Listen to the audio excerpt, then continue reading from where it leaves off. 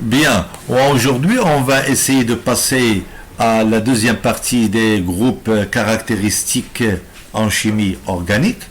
Bien, on finira par la deuxième partie, c'est-à-dire les amines. Les amines c'est NH2.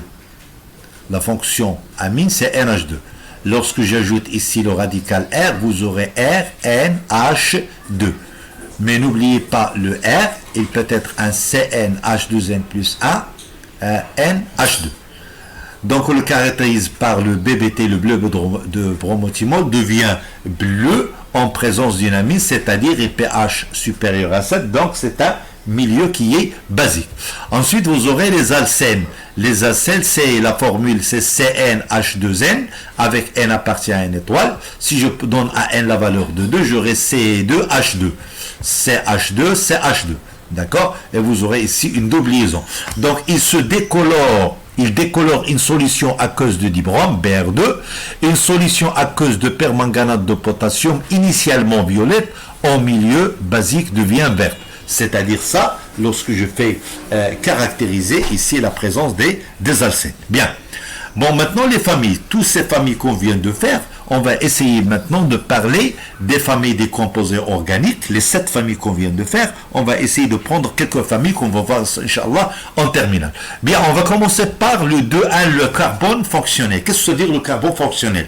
Le carbone fonctionnel, le carbone qui porte le groupe caractéristique s'appelle le carbone fonctionnel. Exemple. Maintenant, je vais prendre ici, ça c'est la fonction acide carboxylique, c'est la fonction groupement fonctionnel acide carboxylique. Et ici, vous aurez le radical R, c'est CnH2n plus 1. Donc, le carbone qui porte le groupement fonctionnel acide, on l'appelle le carbone fonctionnel. Et ici, par exemple, j'aurai le OH, c'est le groupement alcool, et ce carbone-là, c'est le carbone fonctionnel qui porte le groupement fonctionnel OH. Bien, donc maintenant on va parler des alcools. Définition. Donc, un alcool est un composé organique dans lequel un groupe hydroxyle OH, comme vous le voyez ici, est fixé sur un atome de carbone tétragonal saturé. Donc, par rapport aux alcanes, on substitue un hydrogène.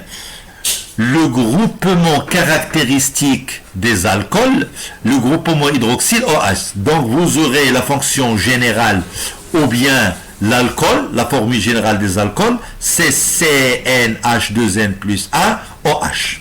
D'accord? Bien. Maintenant on va passer à la nomenclature des alcools. Voilà. Le nom d'un alcool dérive de celui de l'alcane de même squelette carboné en remplaçant le E final par la terminaison ol, caractéristique des alcools, précédé de l'indice de position du groupe hydroxyle OH sur la chaîne carbonée principale. La numérotation de la chaîne principale la plus longue, passant par l'atome de carbone fonctionnel, doit lui accorder le plus petit indice possible.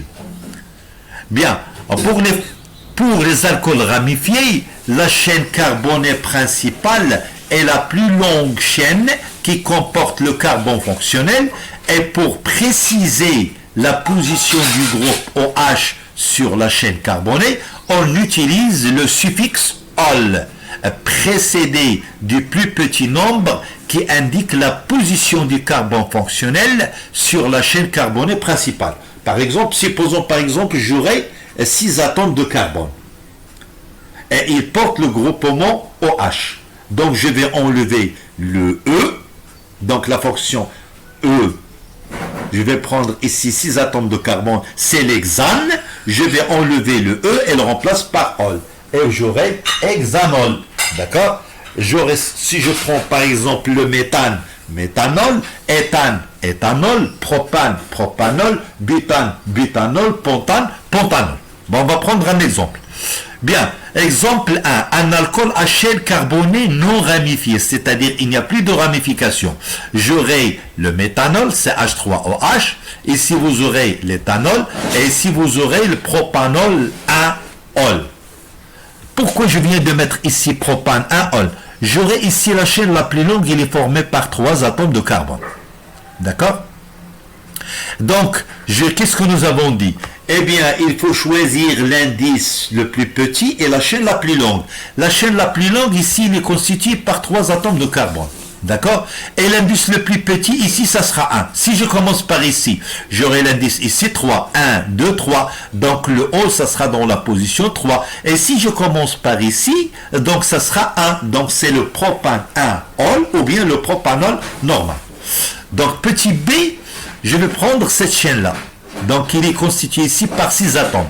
Donc, la chaîne carbonée principale possède 6 atomes. Le carbone de carbone, c'est donc un hexane. D'accord? Mais n'oubliez pas, le OH, le carbone, il se trouve sur l'indice le plus petit, c'est 3. Si je commence par ici, j'aurai 1, 2, 3, 4. Et lorsque je commence par la gauche, j'aurai 1, 2, 3. Donc, j'aurai choisir entre le 3 et le 4. Donc, l'indice le plus petit ici, c'est 3. D'accord? Donc, à ce moment-là, le nom de cette molécule est donc hexane 3-ol. Hexane, c'est 6. Et 3, c'est-à-dire le groupement fonctionnel OH se trouve sur le carbone numéro 3. C'est pour cela qu'on écrit 3-ol. Bien, donc on va prendre l'exemple numéro 2. Un alcool à chaîne carbonée ramifiée. La chaîne carbonée principale possède 16 atomes. D'accord? Donc on va prendre l'exemple. Bien. Je vais prendre ici la chaîne, comme vous le voyez ici, la chaîne la plus longue ici, il est formé par 7. J'aurai 2 notations. D'accord? Numérotation. La numérotation en rouge et la numérotation en vert. Donc l'indice le plus petit, ici ça sera le rouge, regardez, j'aurai le OH, se trouve ici sur le 5 pour le vert et 3 pour le rouge.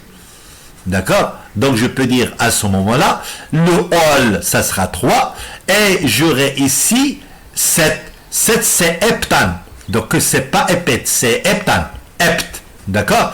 Maintenant j'aurai ici le méthyle, il se trouve sur le carbone 3, et l'éthyle, il se trouve sur le carbone numéro 5. Bien, donc dans le système de numérotation, puisque j'aurai ici le méthyle et l'éthyle, par quoi doit-on commencer? Eh bien, puisque selon l'ordre alphabétique, j'aurai le E, il précède le M. A, B, C, D, E, F, G, H, I, J, K, L, M. Donc, on va commencer par le E. Donc, le E, c'est le méthyle, c'est le éthyle. Donc, le éthyle, il se trouve sur le carbone numéro 5. Donc, je vais prendre ici 5, un tiret éthyle. Et ici, vous aurez 3 méthyle, d'accord? Et hept, 3, ol. 3, parce que le ol se trouve sur le carbone numéro 3. Et il y a une chose qui est très importante, regardez, lorsque le méthyle et l'éthyle se trouvent à l'intérieur de la molécule, on enlève le E ici. C'est éthyle sans E. Et ici, le méthyle lui-même sans E. Bien, on va prendre ici un exemple. Donc, on vous demande ici de prendre ici la formule développée ici, et ici le nom. Voilà. Ici, on vous donne le nom et on vous demande la formule.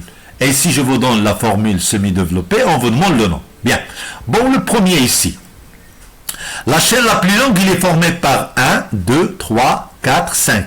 L'indice le plus petit, c'est de la droite vers la gauche. Donc, le ol, il se trouve dans le 2, et le méthyle, il se trouve dans le 3. Et donc, j'aurai ma molécule, c'est 3 méthyle, pentane, pentane 2, ol. Bien. Et si la deuxième molécule, on vous donne le nom et on vous demande de déterminer la formule semi-développée. Donc, le ol, il se trouve sur le carbone numéro 1. Et le carbone numéro 2, il possède ici 2 méthyles. 2, 2. Lorsque je dis 2, 2, dit. Lorsque je crée ici 2, 3, 2, 2, 3, il faudra tri. Lorsque je crée 2, 2, 3, 3, je traite tétra. Donc 10, ça veut dire 2. C'est-à-dire la molécule ici, il possède 4 atomes, c'est le butane, dans lequel le carbone numéro 1, il porte le groupement fonctionnel ol, et le carbone 2, il porte ici 2 méthyle. Voilà, regardez votre molécule. Le système de numérotation, ici j'aurai le 1, il porte le ol, et le carbone 2, il porte les 2 méthyles. Voilà, et vous aurez 2, 2, diméthyle 1, ol. Bien. Le deuxième, comme vous le voyez ici, je vais commencer le système numérotation de la droite. 1, 2. Dans le 2, il y a le méthyle et il y a le ol. Donc, ça sera 2-méthyl, pentane, 2 ol. Bien. Bon, merci de votre attention et on continuera, Inch'Allah, la séance prochaine.